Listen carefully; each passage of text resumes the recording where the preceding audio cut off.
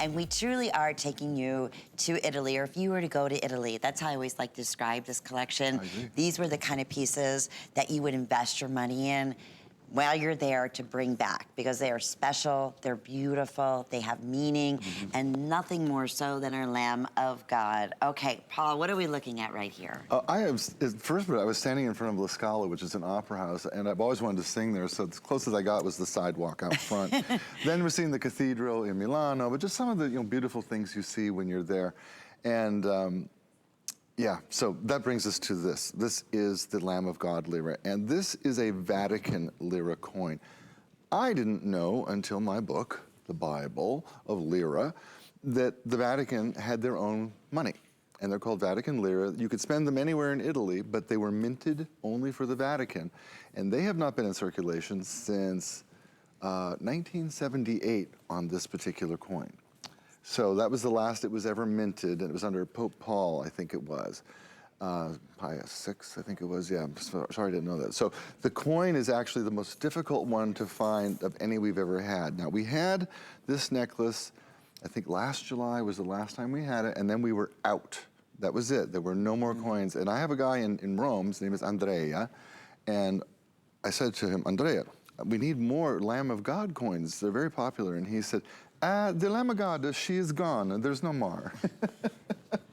And that, we weren't able to get many of these. I will tell you that. I don't know what you have, but I think, you're lucky if you're here. Yeah, just a couple hundred, that was it. And of course, they've gotten more and more expensive because they're getting harder and harder to find. I dare you, go on eBay and whatever and try to find your own Lamb of God coins in this condition, and you'll be surprised how hard they are to find and how much money they are. And that's it. And the chain comes with it too, which is I love it. It's a sleek little snake chain. Beautiful snake chain. This is all made for you in Italy. Yeah. And the reviews on this, there are 20 perfect reviews on this necklace over the years.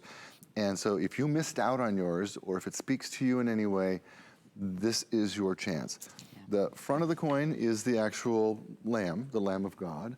And the obverse of the coin is the Vatican City symbol, which is on the back of all Vatican coins. But this one is the toughest to find, and it's beautiful. I love when 20 people say, this is a perfect necklace, this is a beautiful coin. And so many of you said, I took it and I had it blessed. Yeah. I feel special every time I touch this piece.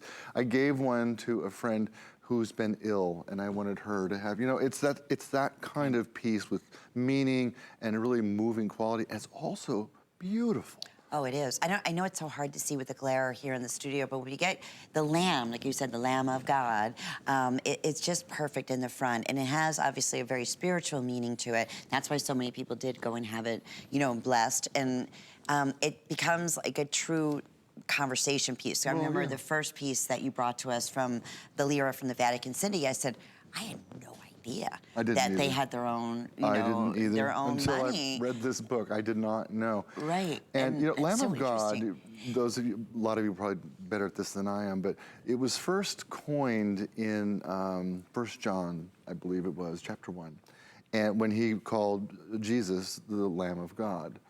And ever since that's been part of the liturgy of the church.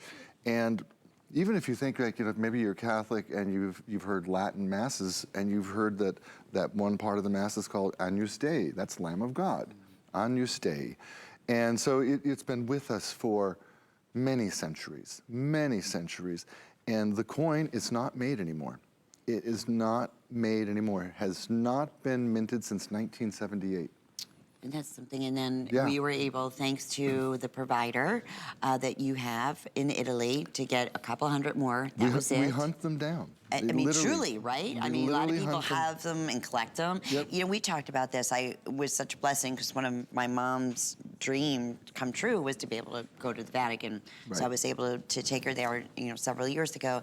And, when you're there, it's such an amazing experience, my goodness. Like, it's overwhelmingly just so spiritual and magnificent. But anyway, point is there's so many different little stores around there, right? And they sell, special things like religious, all different things, rosaries and things of that nature.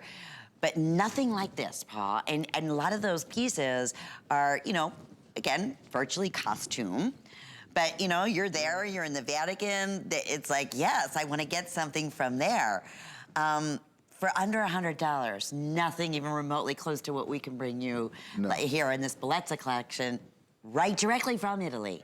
That's not even available with a beautiful story. So, you know, even like I said, coin collectors love Bellezza. Not even so much jewelry lovers watch our show. Okay, so we are able to get, like I said, just a couple hundred more.